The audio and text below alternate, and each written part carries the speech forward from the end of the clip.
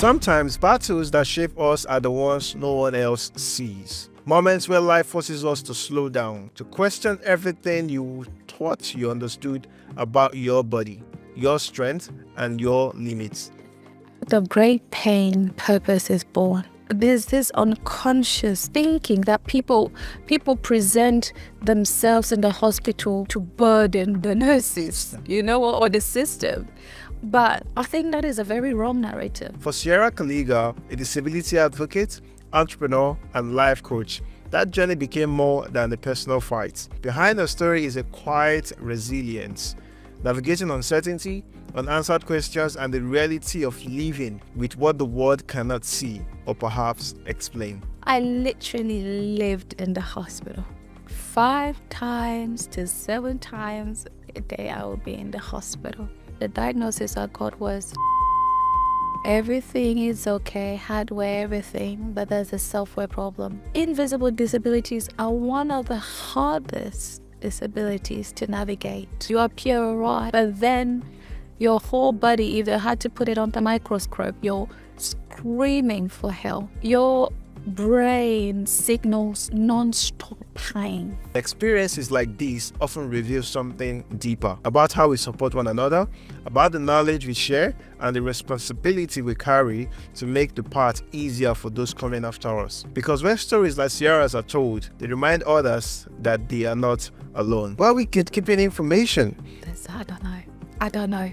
And the funniest thing is we do not understand the long-term impact of these behaviors, because then we do not inspire, we do not empower, and we do not equip people to do better, especially the younger generations who do not have access and the experience that we in these spaces occupy. If you go to a non-African community, it is no secret. It is the grandfather, the father, or the uncle, or whatever. If he's a tradie, information is passed down.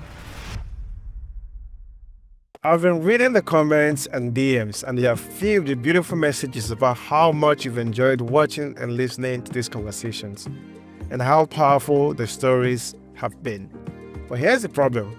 Over 90% of you watching are not yet subscribed, and I know you're watching. So please hit that subscribe button to join our podcast community and help us attain our goal of reaching 2,000 subscribers in the next 2 months. Thank you.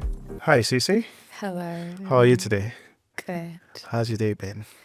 Yeah, we're thriving. Tell me, what have you been up to today? Nothing much, just the usual. Today's a holiday, so everything was quite calm and slow-paced, and trying to rest from the busy week that we've all had. So Because you started.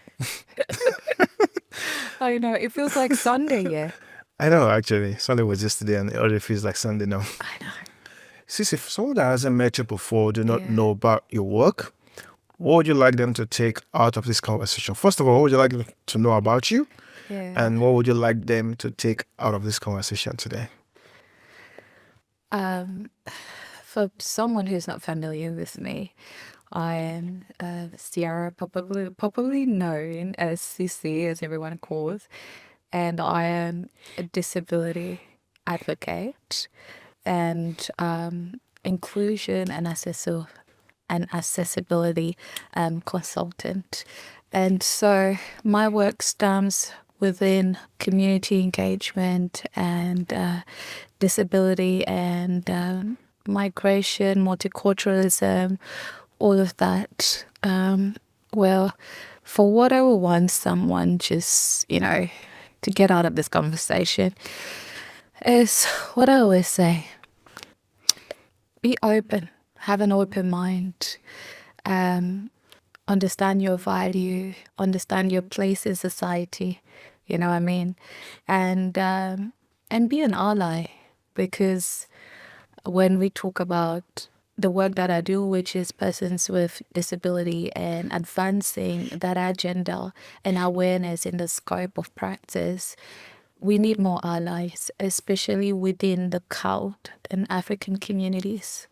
So, yeah, that's what I want them to get from today. Beautiful. Look, I'm very honest with you. I got you here Yeah. to know about you. Okay. Now, for some reason, you appeared on my radar.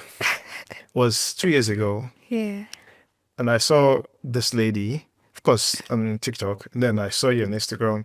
And then Yeah. last year, I saw you at OAC in person. Yeah. And I was looking at you, I was like, I think I've met this lady before, but I wasn't quite sure.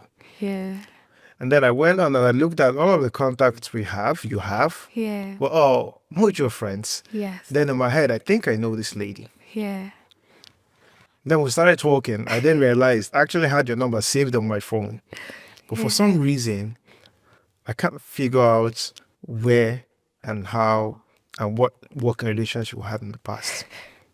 So, make me understand what happened before all of this Yeah. and how you returned back. So, walk me through Yeah. before now when everything changed. Okay. First, how we came to contact with both in the media space. So we definitely would be around that space, but you'll have to pay me by the end of today to tell you more. Okay. I'll hold that over your head. No. Okay, we'll come to that. But yeah, so just like every ordinary story, yeah, moved here, you know,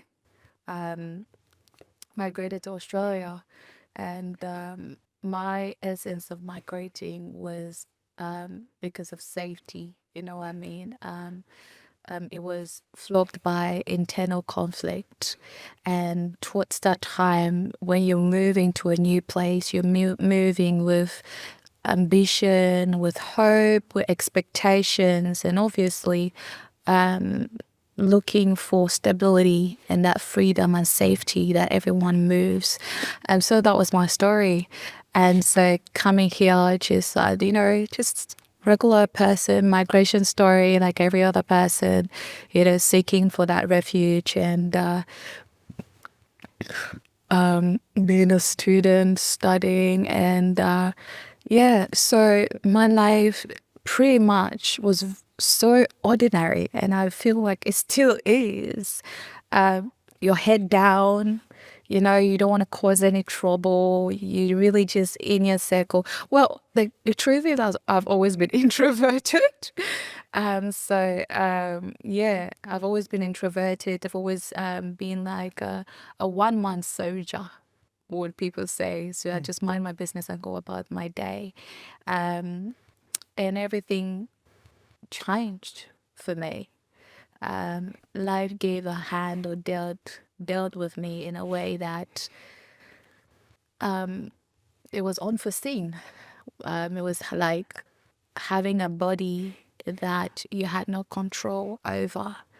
So my body gave up on me, basically. And during that time, I had multiple misdiagnoses. I had to figure out myself, the struggles of being here without family, from a migrant and refugee background, the loneliness. And then you have this big thing where you have to figure it out by yourself. And even the people responsible, which are your specialists or the health system that have to actually tell you what was wrong with you, don't really have answers of why your body switched off. And so that was the beginning of my journey into disability and what life made it as it be. So from there, things went down really south for me. And I navigated alone. And it was hectic. It was brutal.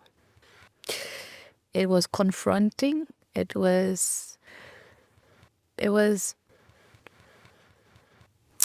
damaging, I would say, because first off, you come to a new place, everybody with dreams and hopes as a young girl, You want to pursue that. You want to build that. You want to integrate, you know. You want to be happy. You want to get married. You want to buy a new house, you know. You want to achieve all these things in your head. And then the body that you depend so much to help you, that vessel that you depend on to help you achieve these goals and make sense of life that everybody, you know, wants to make sense of, fails you. How do you navigate that? I'm thinking about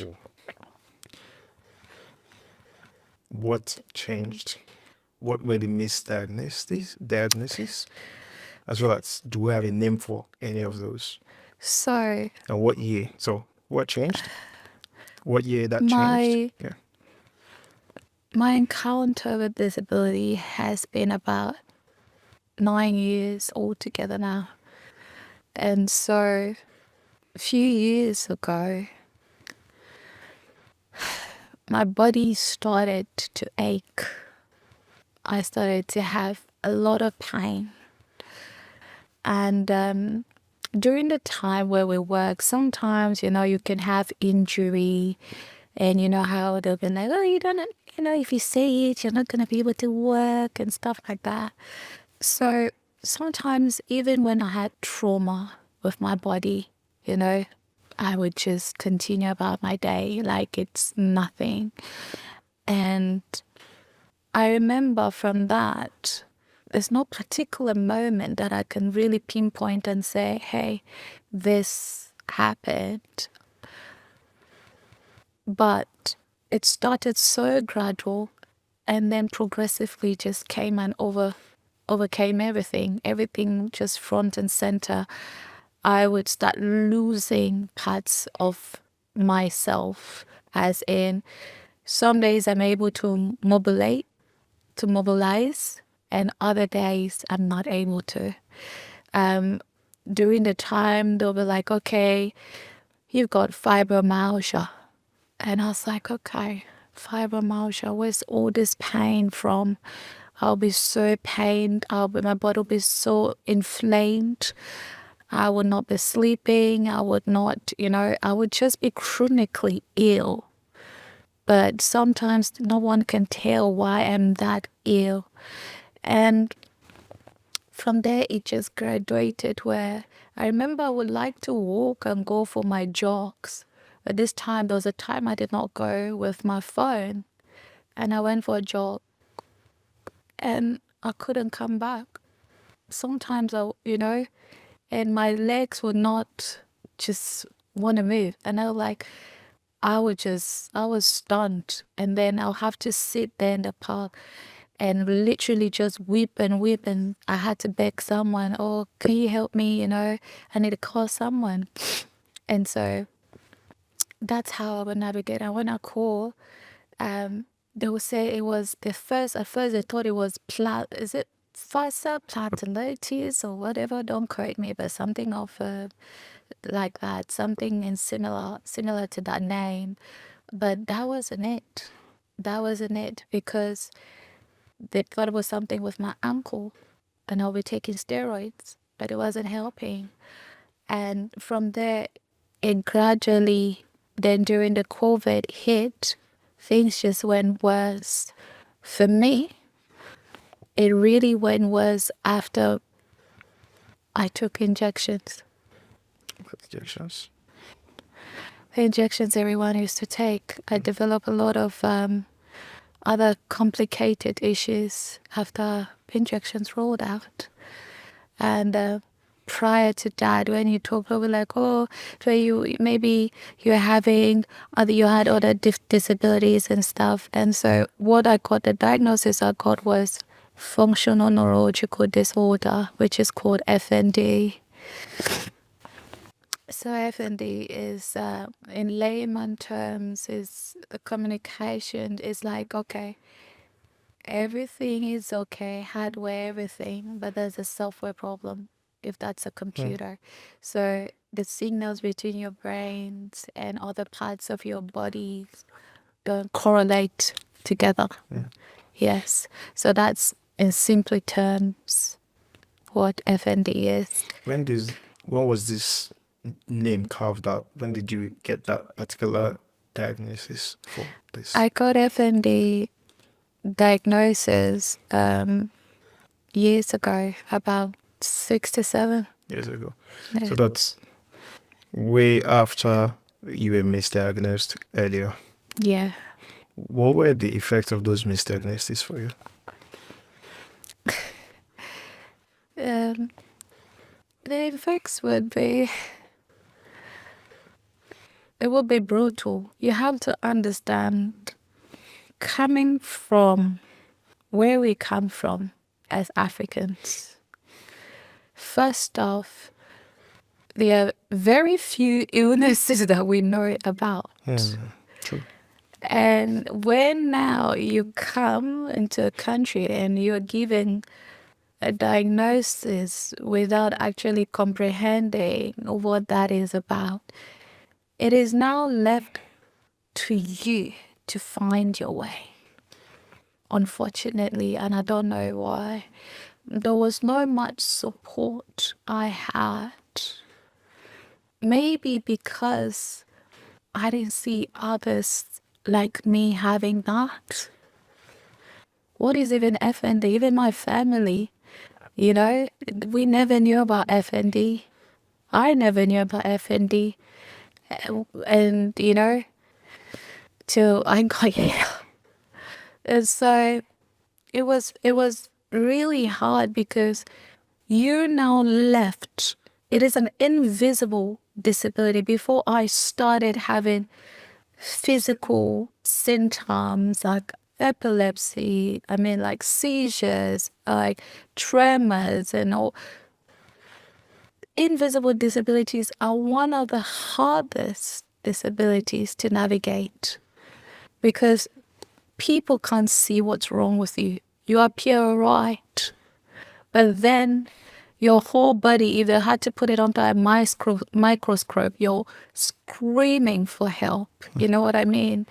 And so adding that layer to being chronically ill again is when you go and sometimes they're like, oh, your ECG is all right, your this thing is all right, but you cannot even swallow water. You can't even move. You can't even shower. Water literally burns you. That's the sensation that you feel. Your brain signals non-stop pain. So for a normal person, when you feel pain, you feel it and you can regulate and stop it at some point. People with fibromyalgia, people with other MS or even FND, we are in 24-hour pain. It doesn't stop. It's like you're living in fracture. Sorry, I'll stop you there. Yeah. Okay. 24 hours pain. Yeah. Help me comprehend it. So I don't think I've had to experience that. For Yeah. many people, I don't think that's normal. That's common, rather. That's not. What does that feel like? Simple Bold it in for us. Simple terms. Hell on earth, if anyone believes in it. It feels you're walking through fire, but there's nothing that can be done to stop the fire. So is this all over the body or particular areas of the body? Widespread sensation. Musculoskeletal spread. Widespread sensation.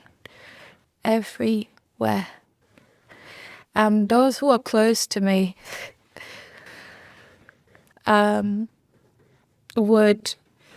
you will need to get close to me as senior at my most vulnerability state to actually understand in depth what people with FND and people with fibromyalgia go through. There was a day I was speaking, sorry to cut you, we spoke on the phone and you were talking about how it is perceived that as an African, you've got a higher pain threshold. Yeah. when compared to a non-African. So Yeah. what that means is that as Africans, we can endure more pain. Oh yeah, we can, because we've Then endured trauma. How true is that? How true is that statement? It's with what I'm dealing with, I don't think it's true. I don't think it's true when it comes to this kind of pain. The pain that persons with people who have FND and other disabilities that affect their pain thresholds would tell you they would give everything and anything to make it stop. I used to think as an African, because we've endured so much trauma, so much in our personal experiences in life, you know, the country is tough on its own. The continent builds you. It gives that grit. You know what I mean? But in face of this, there's nothing like this. There's nothing. And that's why you have a lot of people who don't actually transition well, who are not able to cope or survive. And rightfully so. Because if you are in constant pain, that affects every area of your life. That affects your diet. That affects your social life. That affects your psychological life. That affects you everything. That affects your work balance. You have no life. You literally have no life. So what are we talking about here? So I honestly feel that statement is very incorrect, but I also see that being used in my own word, in my own, term against us. yes. Where you're like, I've had someone say to me in one of the podcast conversation we had, in the prison, for Africans within the prisons space, or in the prisons rather, they rather have Africans, black Africans, as inmates than have non-Africans, because Africans are well behaved in cells in prisons. And I was like, are you okay? Like, how would you such a thing? So I put that in context. When, assuming you're non-African, I'm an African, and both of us will go for, we stole this device. And the punishment for this device is 5 years in prison. They'd rather give me 5 years in prison because I'll be well behaved in the prison, and why you will go away with the community service. Because you are not well behaved in prison, so they won't put you in there and they'll put me in there. I see that playing itself as well within, in this context as well, where you say, Africans, they've got higher pain threshold than non-Africans. That's what I'm saying. It's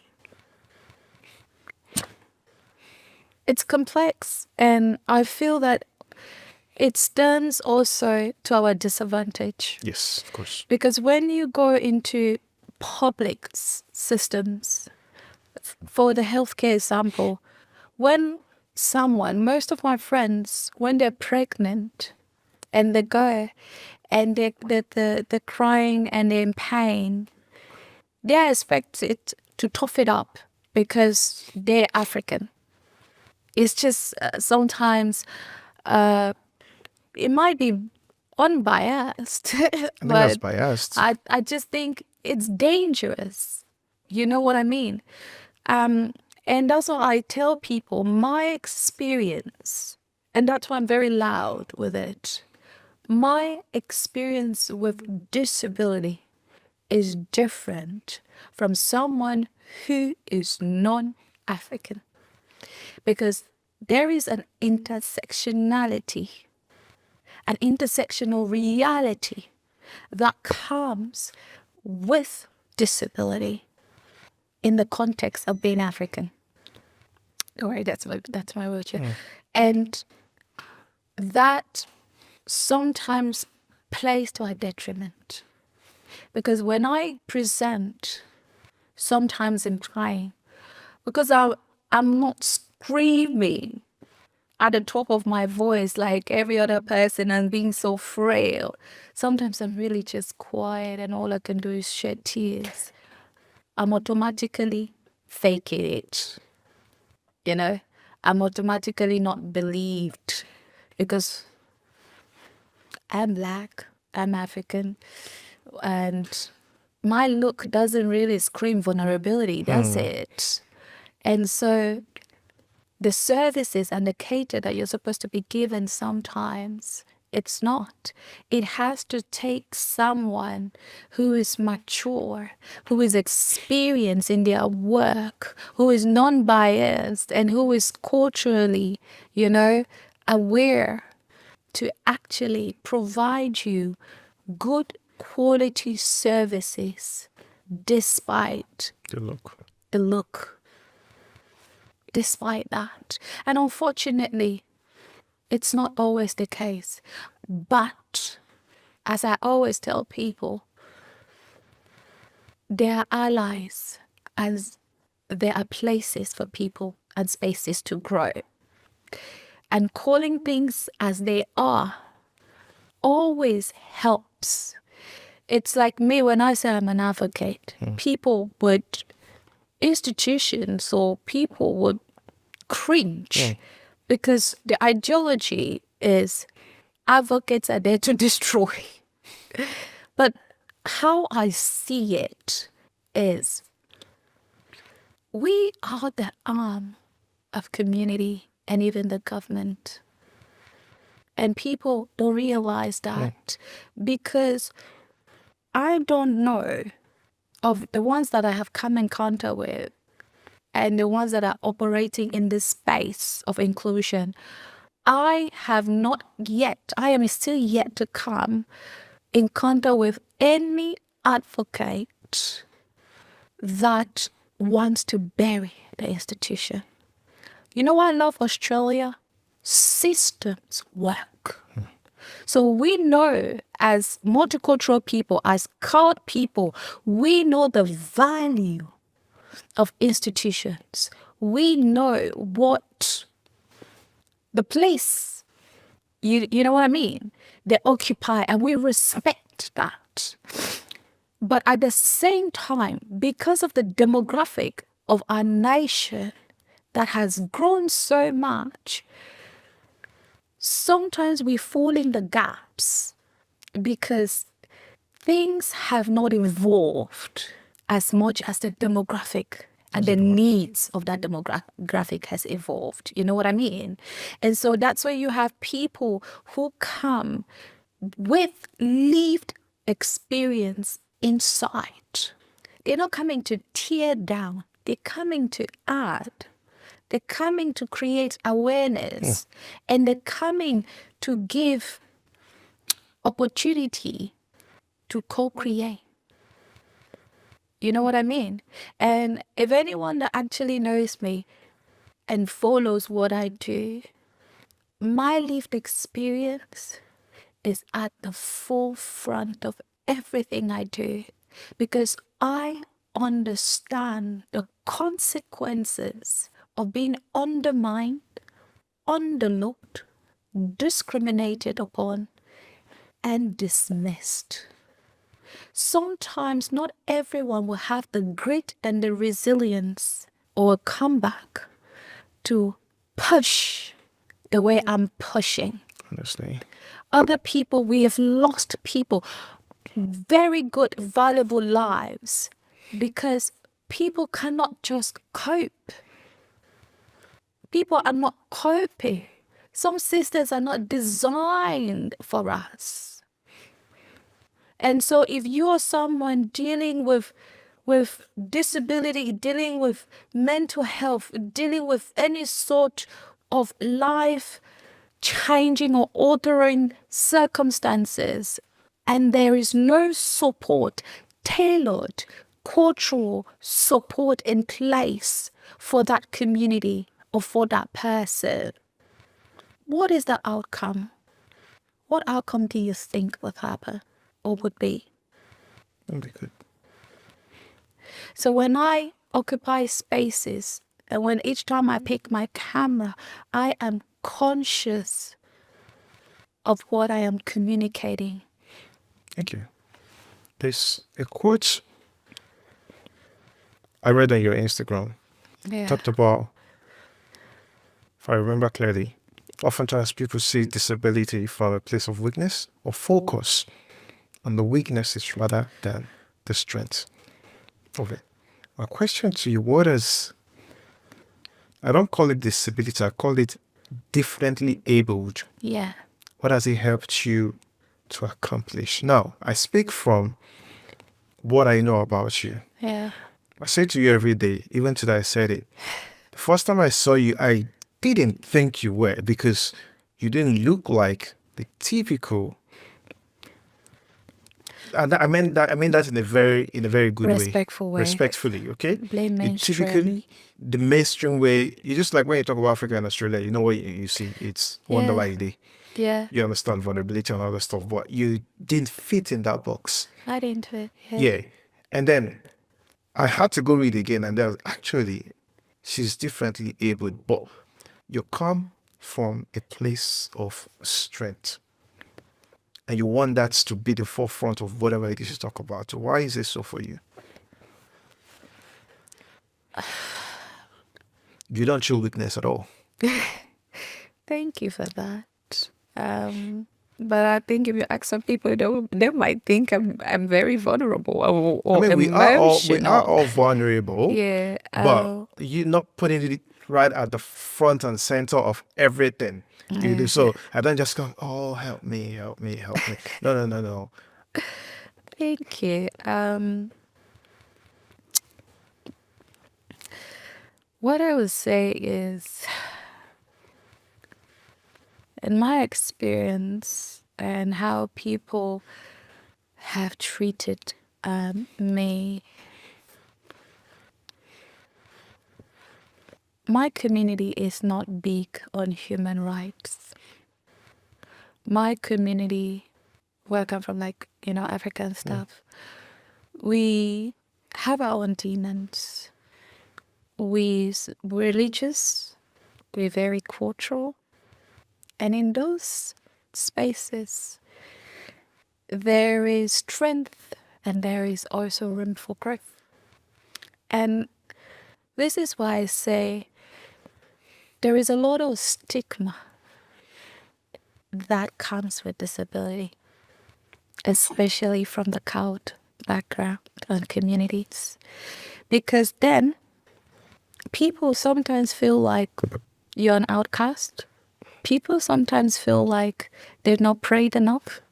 People sometimes feel like their lineage or bloodline, you know what I mean? And so, because of the superstition, because of culture, because of that narrative where people see, oh, my child is disabled, instead of my child has special needs, or my child is ably different, or my child is someone living with a disability, because your disability doesn't define you. The truth is, we all are ably different. You might have a task, and the way to execute that is the way that is normal or normalized for everyone. Now, with persons living with disability, we might accomplish that task, but we might have to pass through different ways or find ways suitable, adaptable, and safe for us to accomplish the same goal. And sometimes it might even take time. Sometimes it might be different, but it's still okay. You know what I mean? But because we come from countries and spaces of oppression and spaces where there is so much, even with the world today, there is so much emphasis on looking perfect, on looking whole and being whole. There's the translation of being whole means your value chain is up. You know what I mean? Your value in the society is more. And while anyone that doesn't look like that is a burden or just pushed to the side.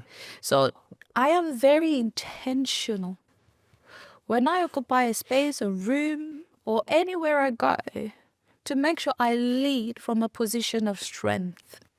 And even with my appearance, or I'll tell you one thing. I'm Christian and I go to church. And I stopped going to my former church because someone tapped me and turned and said, "Who is this beautiful girl in a wheelchair?" And I hadn't transitioned. I was still in transition. And that hit me really hard. It just shows how people looked at me in the community. Most was with isolation. People would not invite me. Because you hear statements like, "Oh, if I invite her, I'll have to take care of the ambulance. I'll be busy doing this, Or there might be an emergency. It might just be too much to handle. So you're isolated. You're excluded from things. And I didn't understand why. But I'm somebody that I liked. I'm very keen and very detailed. And so I started to look at it and I was like, this is deep rooted in us. And I understand why persons with disability within my community would not want to engage or participate because, one, there is no room and space safely created for us to participate. You can look at events right now. If they say, "Oh, this is an event or African community or whatever, this is something," the listing on that checklist would be accessibility. I can bet on that. No one is expecting someone with a disability to come to functions and events, but that should be something that everyone should be catering. Oh, is this place accessible for people with, walkers, with wheelchairs, with injury? Because you want to cater to everyone. You know what I mean? So that no one, as we in Australia say, no one is left behind. A fair go. But we don't consciously create that space for empowerment or for participation. That would take me to a question I once had. I said earlier that you disappeared from the radar. And then somewhere along the line, you reappeared. Yeah. I don't think that's a coincidence. I think something gave way. Can you walk me through that?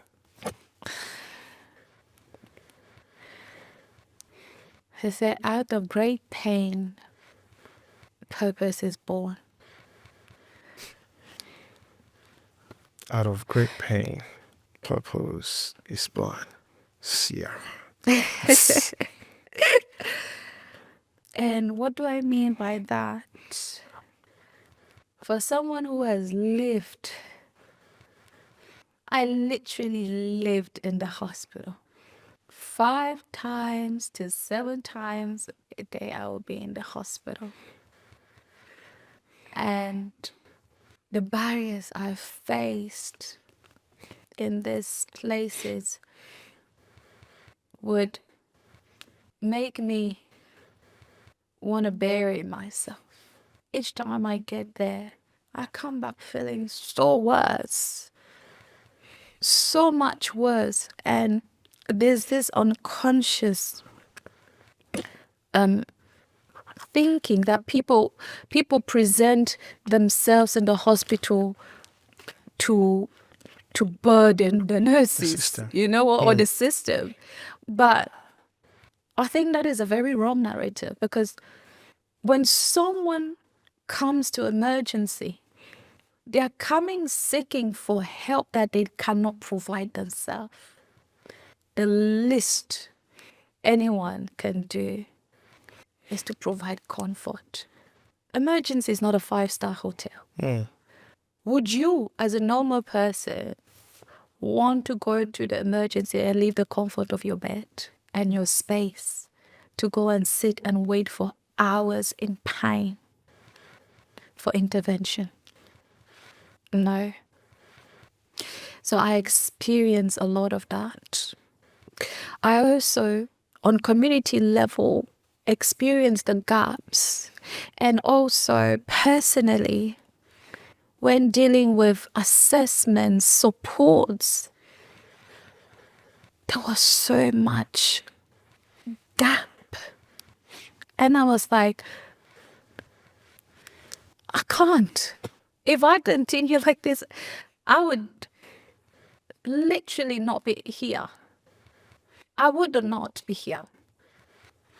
Because my mental health was really at rock bottom. It was at rock bottom. It was. But I chose that, you know what? I think we should start talking about this and normalizing this. So that at least that gives data. That gives opportunity for someone who actually cares in a position of leadership that says, you know what, let's talk about co-design. Let's talk about, structure. Let's talk about reform. Because it's not a bad thing to actually serve the community and to make people feel, heard and feel appreciated. It's not that big of a deal. Just be nice, just be kind.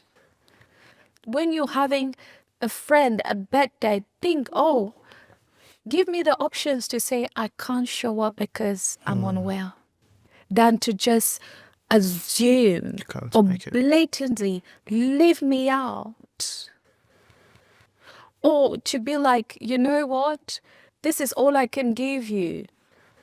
How do you know what you're giving to me is what I actually need to thrive and survive? It's of your own construct, none of mine.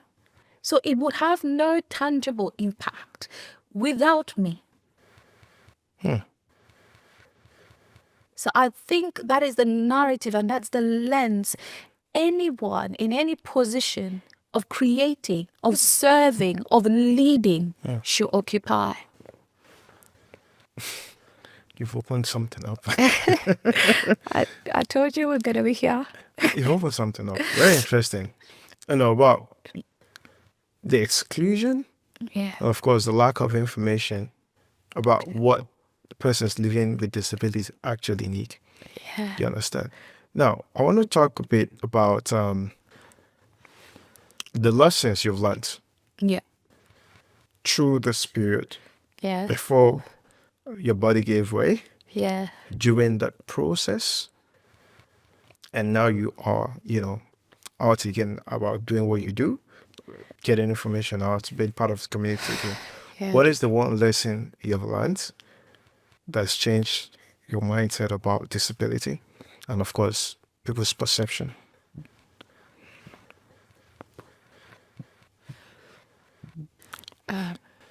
The lessons. There's so many lessons. I can tell you that. It has strengthened my resolve.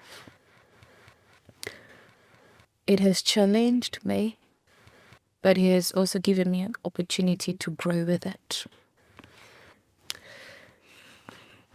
It has birthed me to understand why I am doing what I'm doing. It is necessary because when I have a phone call or a message in my DM and say, oh, Ciara, just for example, when I shared about my hysterectomy journey with fibroids, this is something that affects mostly Black and brown women. And when it comes to womanhood, we know how culture and where we come from adores a woman's reproductive system. It is like without that, your womanhood is questioned. Are you actually a woman? You know what I mean? And so when I came out publicly and shared first of my journey, I wasn't prepared enough. I remember when I kept asking questions, am I having partial or not partial, or what is, what are my options of fertility? Just coming to terms that a young girl like me who has been groomed or who has grown up, celebrating, adoring family and wanting family, I'm not going to be able, to have one. What does that actually mean? What are you talking about? Where is my place? Where's my value? It's one blow after the next. How, you know what I mean? And when I shared that, it's because even when I went, I was looking, there was no support. I was looking for support. It's like, where are my sisters? My sisters who have gone through this, the big sisters, the aunties, the neighbors who've actually gone. How did you guys cope? How did you navigate? How did you recover? None. Crickets. Silence. And I'm like, am I the only one here? So I resolved and I started to have this conversation online. And it blew up on TikTok. And even on socials, in people, the message, Ciara, I've never had known that my mom had a hysterectomy. I had that conversation with my mom for the first time, and my mom said, yes, she has one. My auntie too had one. And it's like, this spark healthy conversations within the community. I want to ask you something. Similar, my mom had one. I didn't know that was what she had when she had it. I just knew I would probably be, I don't know, 20, I'll be 17, 18. I just know she was rushed to the hospital. Yeah. And she stayed there for a couple of days. And I think later it was her or my sister said mom's bone was taken away, but I didn't know what that meant. Well, she's finished giving birth, so, but I didn't understand what that meant. But it was years later I now understood what that meant. Now, I want to ask you a question. Yeah. For we as Africans, there's this thing I call a secrecy code, where we don't like sharing. Oh, we don't. We feel sharing would, I don't know, take away from us. Oh, yeah.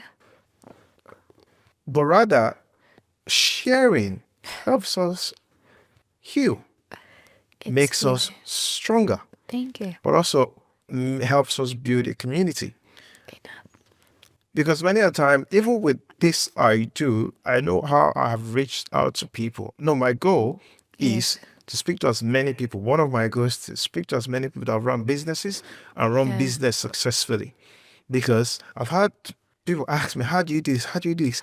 And of course, I share with people how I run my business and stuff like that. But then I still want to learn from people. Yeah. There's still many people that want to know how to run a business successfully. That's right. But then you talk to a few people you'd think are doing it well, and then, I don't want to talk more. I'm not ready. It's like, there is no secret in running a business. There is I'm not going to steal your customer. There's so Why much can't you share? gatekeeping. Why we gatekeeping information? I don't know. And the funniest thing is we do not understand the long-term impact of these behaviors. We don't. Because then we do not inspire, we do not empower, and we do not equip people to do better, especially the younger generations who do not have access and the experience that we in these spaces occupy. And that is the difference between our communities and non-African communities. If you go to a non-African community, the first thing, their mentors start within the household. It is no secret. It is the grandfather, the father, or the uncle, or whatever. If he's a tradie, information is passed down. A typical example, sorry to cut you. Yeah. Before we started this conversation, Samson wanted me to buy him something. So I rushed down to, what's it called? Not sport shirts, right down to Subway.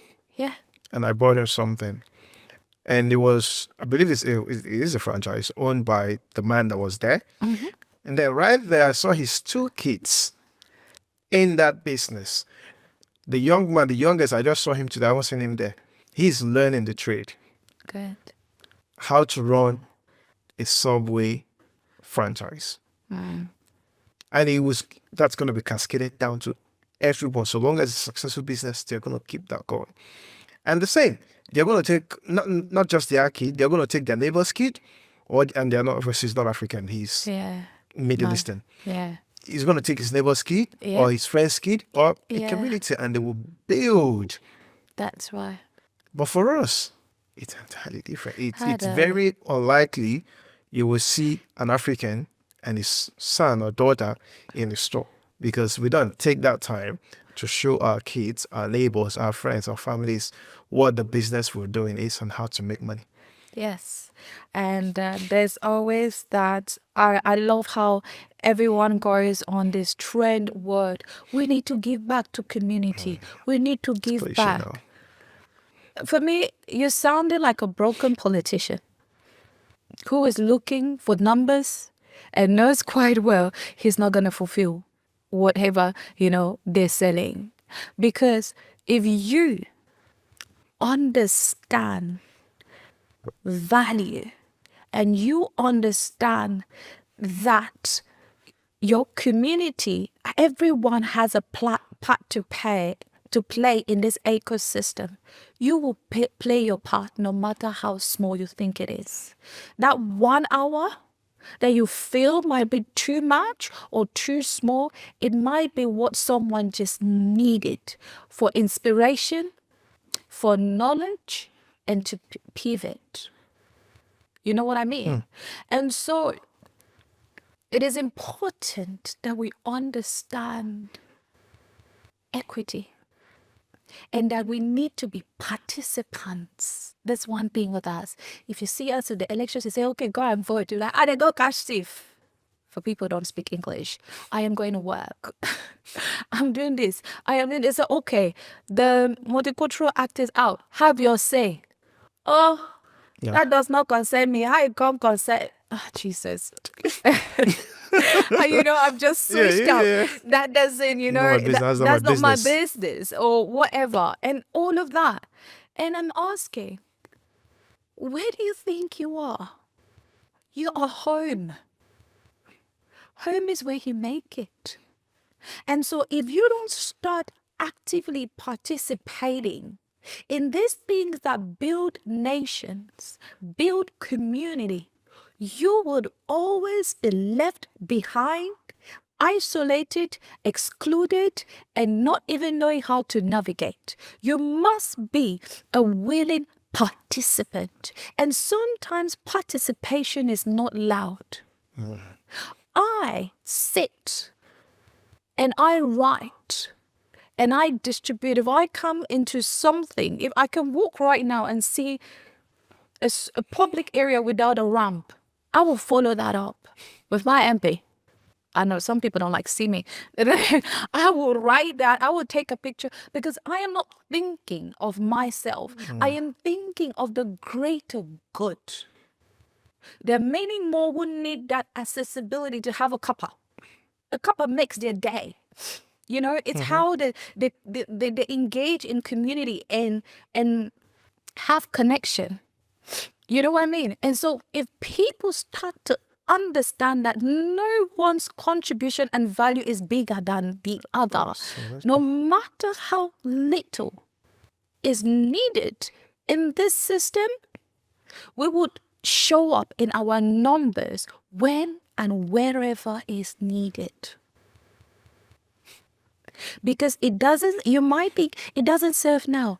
It serves long term. Your children will be benefactors of how you live So if you want a safer Australia, it starts with you.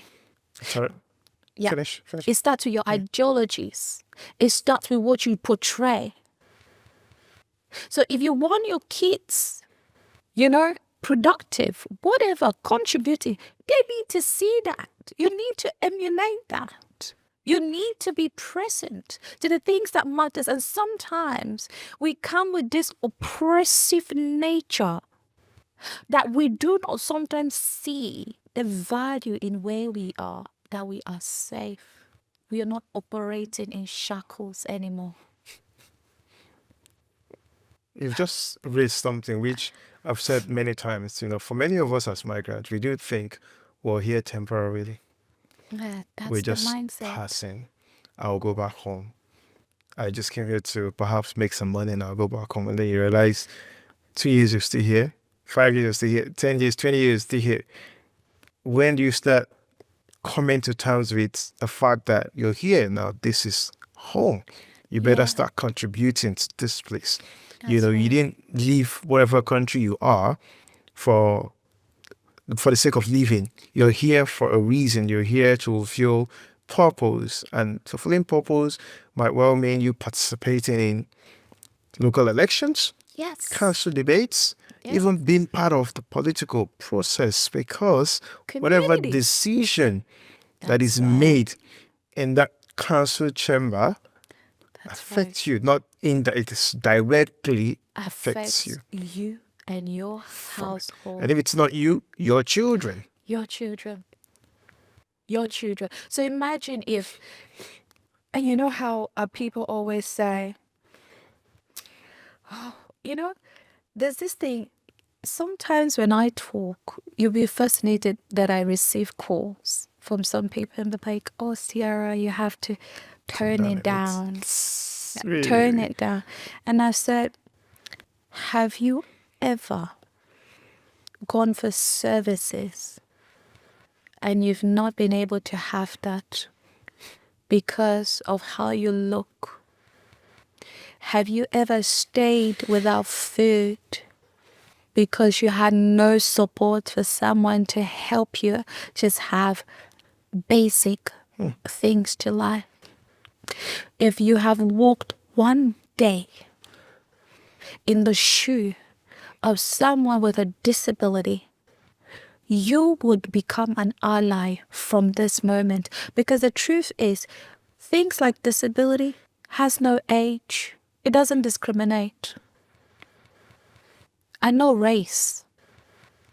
Anyone can end up with a disability at any given point in their lives. And so if you feel like when some sort of injustice is happening or some sort of participation or advocacy is happening and you feel like it doesn't affect you directly, you're getting it wrong. You're part of the problem and not the solution. Because if you don't act now, there'll be a time where you will be faced with some sort of adversity, as life has it, where no one will act on your behalf because you've not nurtured the knowledge of participation. So I always tell people, I don't get involved in things in community or politics because, I understand that I have to be in these spaces. I understand if you don't look at the first South Sudanese woman, Iowa. Yeah. You don't need to know her. Do you know what that representation means to children that have grown up segregated, that have grown up marginalized, that have grown up from refugee camps, from migrant backgrounds, left home? All they've heard and grown up in spaces of oppression and fear. So We cannot be what we don't see. And if you are a butcher, a tradie, a nurse, be loud, be visible, participate. Because our kids would not be what they cannot see. Right now you have kids, if you say the youth parliamentary, whatever is going on, register, you will see a young girl from an African background say, oh, Ayo did that. I want to do that. I want to be change. Oh, Anne Ali, federal minister, a woman from Egypt, very prominent in academia. Counterterrorism has ended up as federal minister. I want to do that. I want to be that. Fatima Payment. I want to do that. I want to be that. So if we, and the doctors and the engineers, if we always have this gatekeeping, self-centered, and sometimes I feel deeply that it's done unconsciously because of how life has dealt with us as a people. We've fought so many battles and so many challenges that instead of sometimes building us up, most of us don't transition to the other side. It instead breaks us. It takes away our confidence. It takes away who we think we are, our identity. Because then we say we're not good enough. Do you think were you good enough when you started this? Waiting to be good enough is an excuse not to start. Thank you. That's a simple way to put it. Well, my friend says something, Steve Bartlett, which is a big inspiration for this podcast, by the way. Waiting, Bigfoot, I'm trying to remember the way he put it. Yeah. If I were to paraphrase him, he says, every day you do stuff, it's an opportunity to learn how to do it better. Oh, yeah. So I do it today, I only have 5-10 views. That's fine. I messed up, only 5 people saw it. Good. Yeah. So the next day, I'll improve it. Maybe I'll get 7 people, 15 people. That's it. So I'm improving every day for the better version. And then as I improve every day, more people get to see it. You don't want to start where you have 10 million people seeing your mess. Yeah. You want to start when 10 people can see your mess and in a week's time they've forgotten it. Yeah. Than when you have waiting to have 5 million people before you start. So I want to start on a stage where I can only get 5 people and make mistakes in front of 5 people and get prepared for when I'll be in front of 2 million people. And that way I've perfected my craft. That's right. Now, I'll go further a bit and then we'll be rounding up shortly. Yeah. I've got quite a few things I want to talk about. Yes. But I'll go. Feel free. I'll take them quickly and then we'll wrap up. The goal is to not keep you here for longer than necessary. Sure. If someone was watching you, like I said to you earlier, you carry this grace, it is strength with you when you move. You might not know, I don't know if they've said this to you before, but I'm saying it to you. All right? You do not fit the typical box in a good way. People with disability, like I say, differently abled, they've got skills. Yeah. They've got ability to do things differently. Yeah. From the way someone like me would do it. And so that in itself is not a disadvantage. It's not. It is a big advantage. Yeah. What is it about being disabled that people don't understand? Is it about weakness? In 30 seconds rather, what is it about disability that many of us fail to understand? I think what people don't know about disability is that persons with disability or disability makes you the most resilient person. And so automatically you have insights that a normal person doesn't have, because a normal person doesn't have the compounded barriers and challenges that people with disability face every single day of their lives. I tend to wonder how blind people with a stick can go through this room. If I close my eyes and walk, That's right. I'm going to hit the wall. That's right. That's right. How someone with a stick can train their senses differently. Yeah. And they can walk and not walk into walls, and they'll get to where they're going to. That tells me something different. That tells you different. They are more powerful than we perceive them to be. Differently. If someone was watching you that is living with disability to feel pity for themselves, what would you have to say to that person today? Everyone's journey is quite different. Everyone's journey is tailored differently. What I'll tell them is be gentle with yourself. Get to rediscover who you are. Because you will grieve the old you. But there's an opportunity to hone on the new you.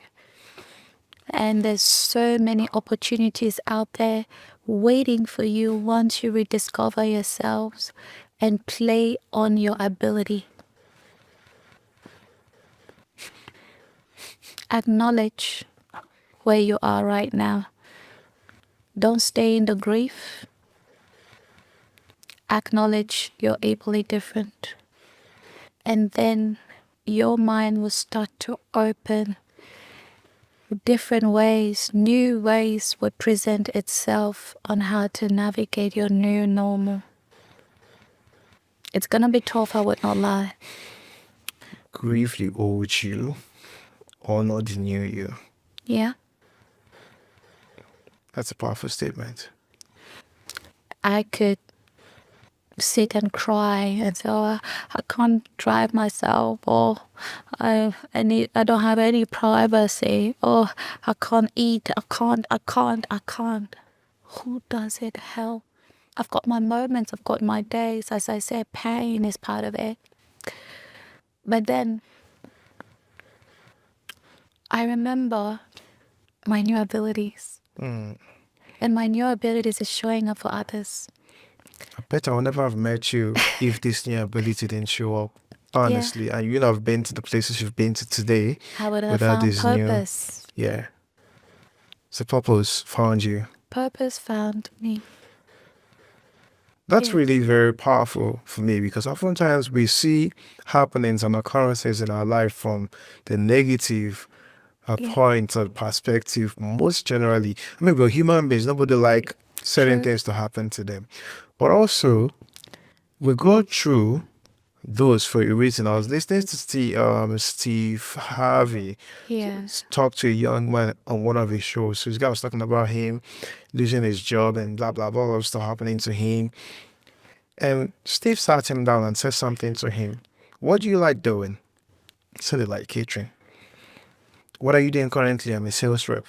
Could it be that God had to take you away from that job so you could go do the things you want to do? It sounded like my mom.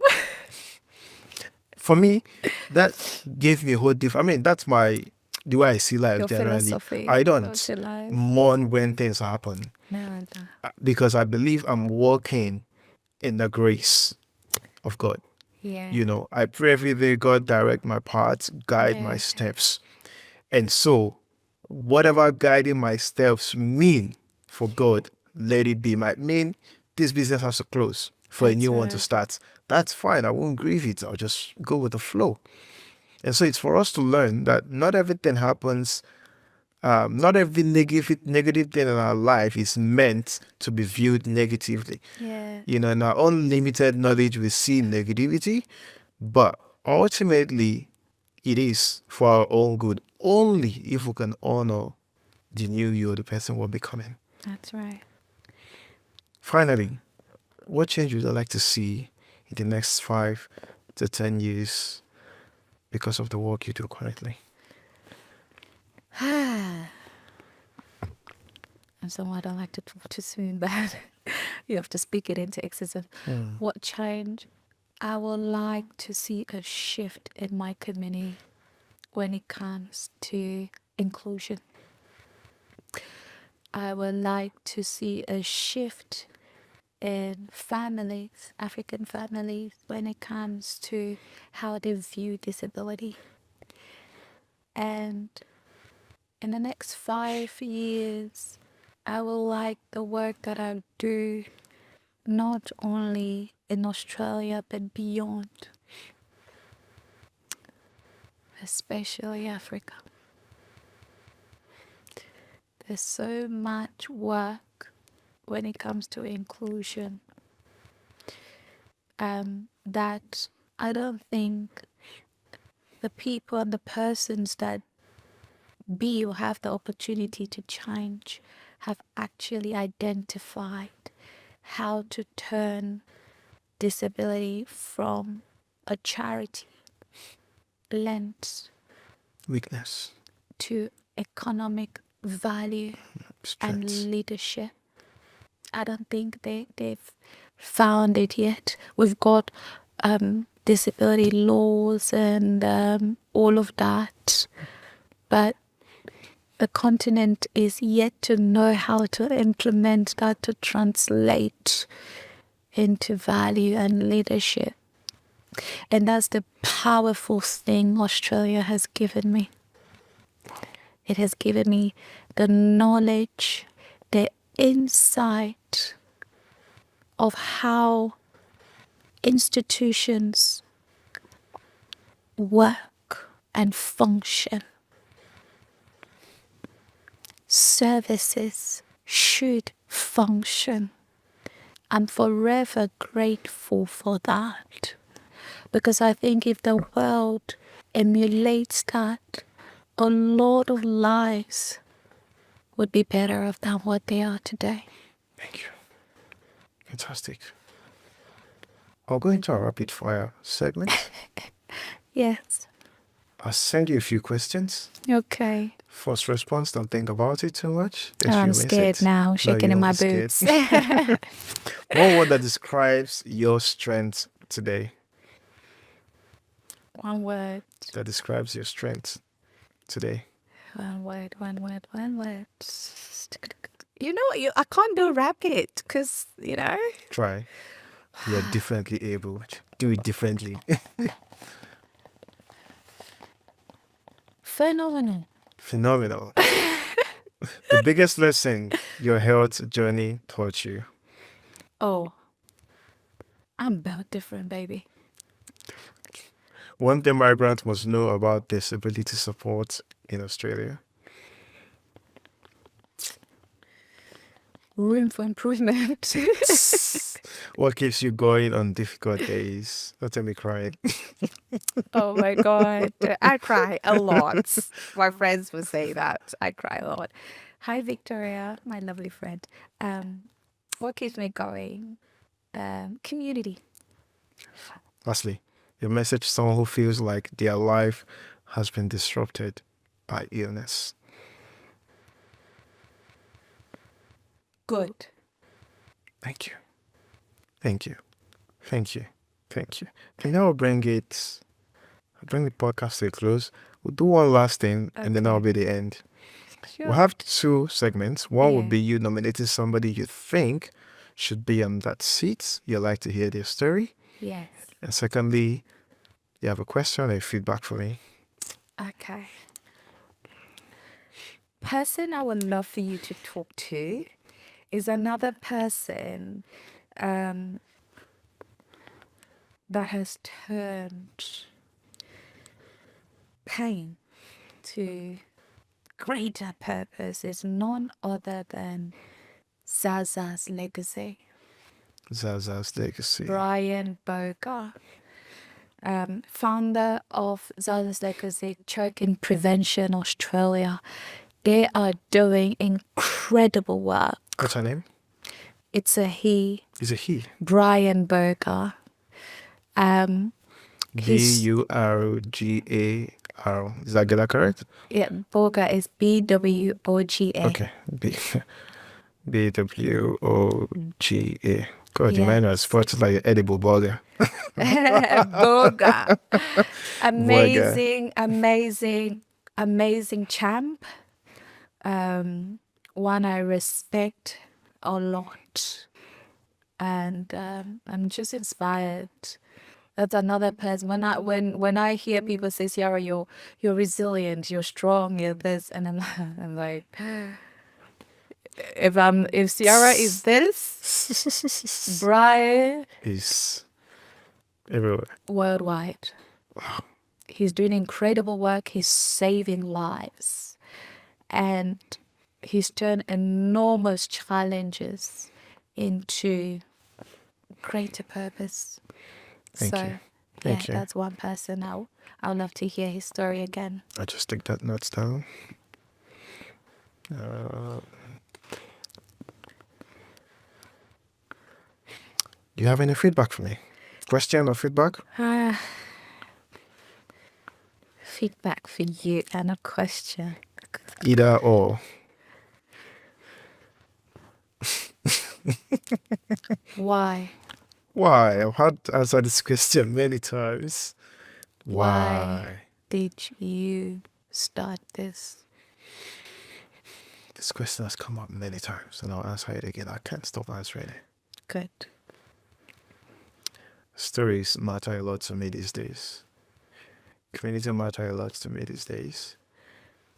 It's a way for me to find expression of myself. It's first time as me wanting to learn about businesses. I've failed a lot in business. I've tried many things and I've failed as well. I've succeeded in a few as well. A few, but many have failed. And so it was, okay, let me go out. It's a selfish ambition. Let me go out and speak to as many people that are doing it well or that I think are doing better than myself. Put them on that seat. I ask them selfish questions like I asked today. You know, perhaps there are people like me out there that want to learn as well. Yeah. How to do business better, how to communicate better, how to manage mental health better, how to just do one or two things better. So that was really it, to be honest. It's a learning journey, and I've been privileged to speak to many people. I have learned a lot. I am learning a lot, and I am loving it. Good. I am loving it. It is giving birth to so many things, and one of it is what I told you earlier we're going to do. Yeah. Put people in the audience. I don't think I'm asking all the questions people want to be asked. Yeah. So I put people like you on the seats. People want to get inspiration from you. People want to learn. We talk about being inspired. It's a whole lot to it. I always say, when I went full time into photography and owning a studio, one of the only reasons why I went into it was because I found somebody that was doing it. That's right. Before then, I couldn't find anybody, so I felt it was impossible. I literally had to go sit this guy down. I've said this many times. Dave, thank you if you're watching this. I hope you get to see this someday. I sat Dave down. He's in Fremantle. He had a studio, and we spoke. I asked him questions. How are you paying the bills? How you do that? And after speaking with him, I was like, yeah, this is not impossible. I can do it. And so I went out. And so my goal, or one of my hope, is to sit as many of us down. Let's talk about how we started, how it is going, and what the future holds. Perhaps somebody will be in the audience. Seeing you talk about this will get inspired to want to do better. That is the why for me. And I'm not stopping. I love that. And I want to have one of the next thing I'll be doing, the Courage to Start is going to be quarterly, so it's going to be ongoing. Yeah. And as we go on, I want to have a database of people I call mentors. Yeah. That it was something I also struggled to get someone to mentor me. Because I feel my journey is so different. I'm so driven. Nothing can stop me. Yeah. All right? And you dare not tell me it's not possible. I'll do it without you. True. You understand? And I believe there are a lot of people like me as well. Yeah. But you don't know how to start. Sometimes you feel you're too ambitious. You're too driven. You have OCD, they call it sometimes. But I want to pick people, get a database of people that are willing to be mentors. That's right. You can access this with any day, anytime. Go to this link. You see Ciara there. Ciara can mentor you, talk to you about certain things. You can book an appointment and get Ciara on the call and talk about anything. These were things that I never had, and I really wished I had it. I probably wouldn't have made all the mistakes I made But getting you up to know now. what I feel? I think, no, mistakes are good because it strengthens us. You know what I mean? In a good way. And that's Yeah. how you learn, and that's how you able to maintain what knowledge you've learned and after implementation. And touching back quickly on this mentor thing, like I would tell people, if you know you come from something that is you feel is from a disadvantaged place, or you don't know how to go about it, it's all around. Mentors are all around. Like when I started my non-for-profit, because I do have a non-for-profit, and when I started it to drive inclusion work, I had no idea. I just know these were the gaps. I know this was what needed to fill, and this is where I need to come in. You understand? To bridge this gap. And I intentionally use every resource around me. I will go to networks. I will go to people who are ready. No, you understand? There with their organizations, and I will just pitch anything. And even with people don't understand LinkedIn. What are you doing? These are platforms. Don't just be scrolling your life away like a zombie. If you actually want to become someone, I tell you, you have to be a prostitute. Sorry for my language. Positive one. A positive one, you know? You have to be ready to sell yourself till you're not able to sell anymore. Sell yourself. If you want to be in politics, go for internships, volunteer. You want to work in community, give your time, volunteer. Good gravitates. Look, there's nothing wrong. And a door that's someone who says no is not going to kill you. No, it's just a no. In 10,000 no's, there is one yes waiting for you that will change your life. The conversations, the meaningful conversations that I've had, and the people that have opened any opportunity or positioned me is because I did not believe in the report and in what people say. Oh, there's nothing for this. Or people with disability are lazy. People with this. Yes, you cannot conform, or sometimes you cannot be in ordinary spaces. But you want to contribute. You want to give value. There are ways. If you want to be an influencer, be. If you want to be an advocate, be. If you find that purpose and go for it, you have to be hungry. You just sparked something in me. You don't understand. I'm looking at you speak. There's this of people I want to interview, and I think it's going to be hard to get them. Or you speak, I'm looking at it like, maybe, man, I should message this for LinkedIn. One of them is Gina Reinhardt. You should. I would tell you the response I have graduated. There are a lot of things that have graduated from LinkedIn for me. You know, I occupy and do a lot of advisory work. How do you think that comes in if I don't use my lived experience and insights? I'm always pitching my strength, not my weakness. I am aware people know my weakness. They don't know my strength. Because when they see me on a wheelchair, they assume. But when I open my mouth, it's different. I'm an intentional communicator. And I communicate what I want you to know. And what I want you to know is I have the ability.